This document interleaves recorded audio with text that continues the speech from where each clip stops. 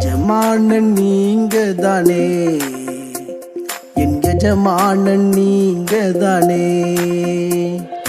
எஜமானன் நீங்க தானே, என் எஜமானன் நீங்க தானே.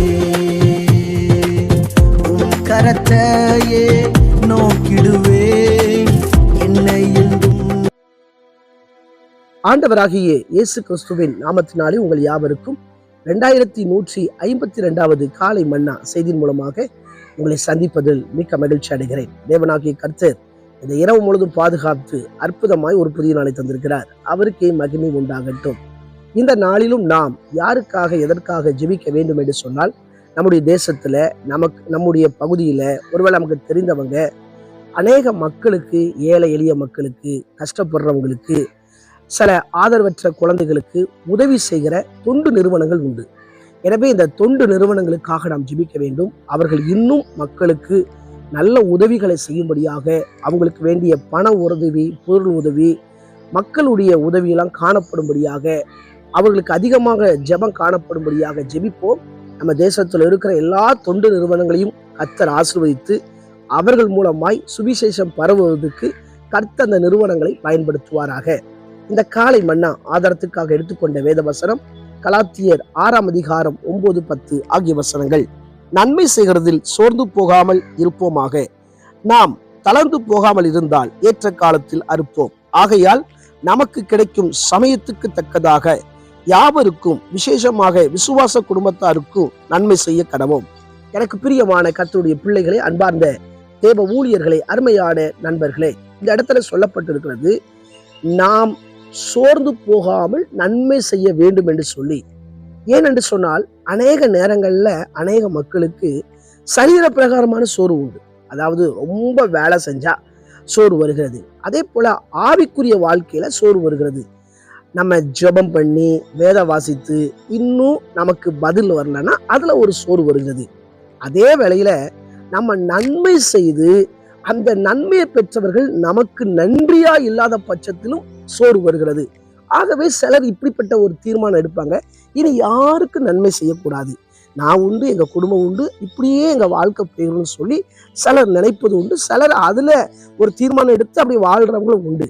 ஆனா தேவனுடைய வார்த்தை என்ன சொல்கிறது அப்படி என்றால், நன்மை செய்கிறதில் சோர்ந்து போகாமல் இருப்போமாக, நாம் தளர்ந்து போகாதிருந்தால் ஏற்ற காலத்தில் அறுப்போம். இந்த உலகத்துல யாருக்கு எதை செஞ்சாலும் கர்த்தருக்கு நம்பி நாம் செய்ய வேண்டும். இவங்க எனக்கு ஒரு காலத்துல ஆதரவா இருப்பாங்க, அடைக்கலமா இருப்பாங்க, மறுபடி செய்வாங்க என்ற எண்ணத்தோடு செய்வோம் என்று சொன்னால் நம்முடைய வாழ்க்கையில ஒரு சோர்வு வரும். ஆனால் இந்த இடத்துல அப்போஸ்தலனாகிய பவுல் இந்த சபைக்கு ஒரு 3 காரியத்தை சொல்லுகிறார். இந்த 3 பேருக்கு நாம் நன்மை செய்ய வேண்டும் சொல்லி, முதலாவது இங்க சொல்றாரு, நமக்கு கிடைக்கும் சமயத்துக்கு தக்கதாக நன்மை செய்யணும். இப்போ இவங்களுக்கு செய்யக்கூடிய ஒரு சமயம் நமக்கு கிடைச்சிட்டனா நிச்சயமா செய்யணும். நமக்கு தீமை செய்கிறவர்களுக்கு ஒரு நன்மை செய்யக்கூடிய வாய்ப்பு கிடைக்குன்னா அந்த சமயத்தை பயன்படுத்தணும்.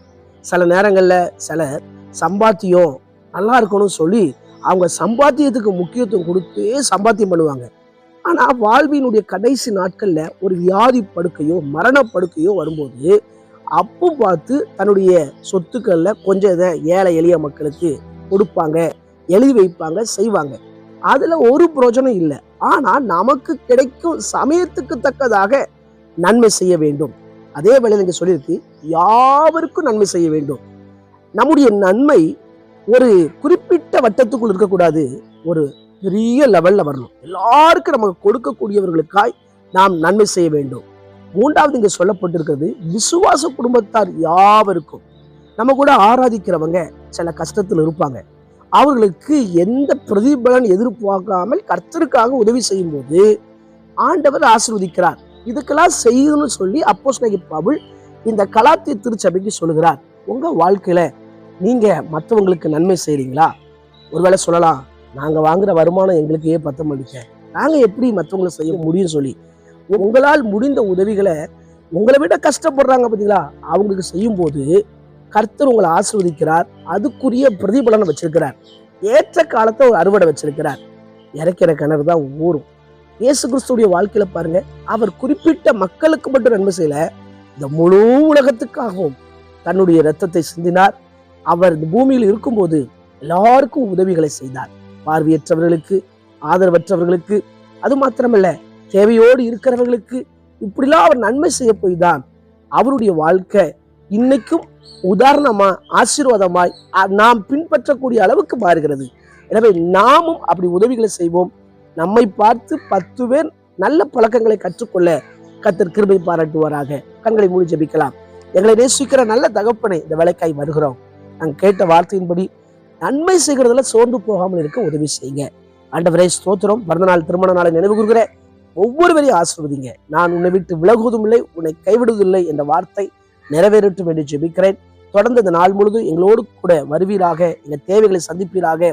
கஷ்டத்தோடு, கண்ணீரோடு, போராட்டத்தோடு பார்த்து கொண்டிருக்கிற ஒவ்வொருவருக்கும் அற்புதம் நடக்கட்டும். இயேசுவின் மூலம் ஜெபம் கேளும் ஜீவனோடு நல்ல பிதாவே, ஆமென்.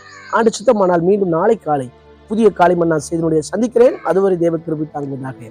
மாரநாதா, இயேசு வருகிறார். ஆயத்தமாகவும் அனைவரும் ஆயத்தப்படுத்துவோம். ஆமென். அல்லேலூயா. Praise the Lord. உந்தனின் சேவை செய்வே எந்த சூழ்நிலை